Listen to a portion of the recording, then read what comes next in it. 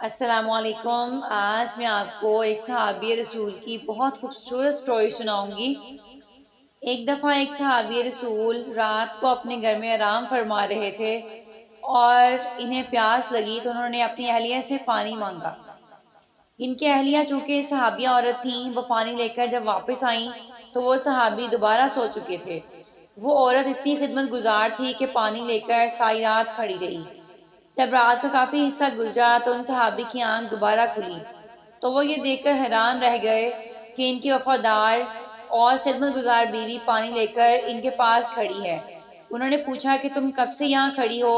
تو اس صحابی عورت نے جواب دیا کہ جب آپ نے پانی مانگا تھا میں پانی لے کر آئی تو آپ نیند میں چلے گئے تھے، اس لیے میں نے آپ کو جگا کر آپ کے آرام میں خلل ڈالنا مناسب نہ سمجھا اور سونا بھی گوارا نہیں کیا، کیونکہ میں نے سوچا کہ ممکن ہے پھر آپ کی آنکھ کھلے اور آپ کو پانی کی طلب ہو اور کوئی پانی دینے والا نہ ہو اور کہیں خدمت گزاری اور فحاشی میں کوتاہی نہ ہو جائے، اس لیے میں ساری رات پانی لے کر کھڑی رہی۔ تو ذرا سوچیں، آج کوئی عورت ایسی وفادار اور خدمت گزار ہو سکتی ہے؟ لیکن یہ وہ عظیم عورتیں تھیں جنہوں نے اپنے شوہر کے ساتھ بھی اتنی ہی وفاداری کی اور خدمت گزاری بھی کی اور اللہ کی عبادت بھی کی۔ ان عورتوں کی وفا شعاری دیکھیں کہ جب اس عورت نے کہا کہ میں ساری رات یہاں پہ کھڑی رہی تو اس صحابی کی حیرت کی انتہا نہ رہی۔ وہ فوراً اٹھ کر بیٹھ گئے اور عجب خوشی کی کیفیت میں بیوی سے کہنے لگے کہ تم نے آج خدمت کی انتہا کر دی۔ آج میں تم سے اتنا خوش ہوں کہ تم آج مجھ سے جو بھی مانگو گی میں تمہیں دوں گا۔ صحابیہ نے کہا مجھے آپ سے کسی بھی چیز کی طلب نہیں ہے، بس آپ راضی اور خوش رہیں۔ لیکن جب اس صحابی نے بار بار اصرار کیا تو ان کی بیوی نے جواب دیا کہ اگر میں مطالبہ کروں تو آپ مجھے میرا مطالبہ پورا کریں گے؟ تو صحابی نے کہا جی ہاں، آج آپ کچھ بھی مانگیں گی میں آپ کو عطا کروں گا۔ تو انہوں نے کہا کہ مہربانی فرما کر آپ مجھے طلاق دے دیجیے۔ جب انہوں نے یہ الفاظ کہے تو وہ صحابی حیران و پریشان ہو گئے۔ انہوں نے کہا کہ اتنی خدمت گزار بیوی آج مجھ سے طلاق کا مطالبہ کیوں کر رہی ہے؟ انہوں نے کہا کہ میں تم سے وعدہ کر چکا ہوں، اس لیے مطالبہ تو پورا کروں گا، لیکن پہلے رحمت للعالمین آپ صلی اللہ علیہ وآلہ وسلم کے پاس چلتے ہیں، ان کی خدمت میں جا کر میں ان سے مشورہ طلب کروں گا، پھر جو فیصلہ ہوگا میں اس پہ عمل کروں گا۔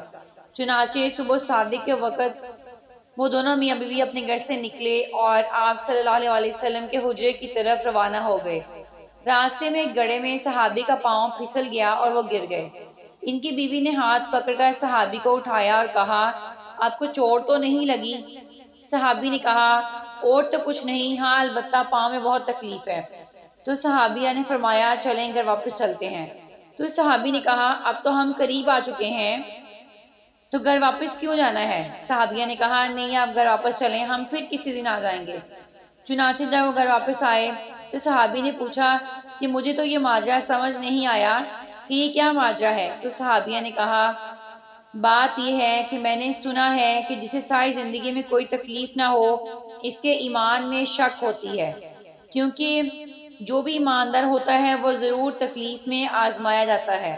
مجھے آپ کے ساتھ رہتے ہوئے اتنا عرصہ ہو چکا تھا لیکن آپ کو میں نے کبھی بھی تکلیف میں نہیں دیکھا، کبھی آپ کو کوئی تکلیف نہیں پہنچی، اس لیے مجھے شک ہو گیا۔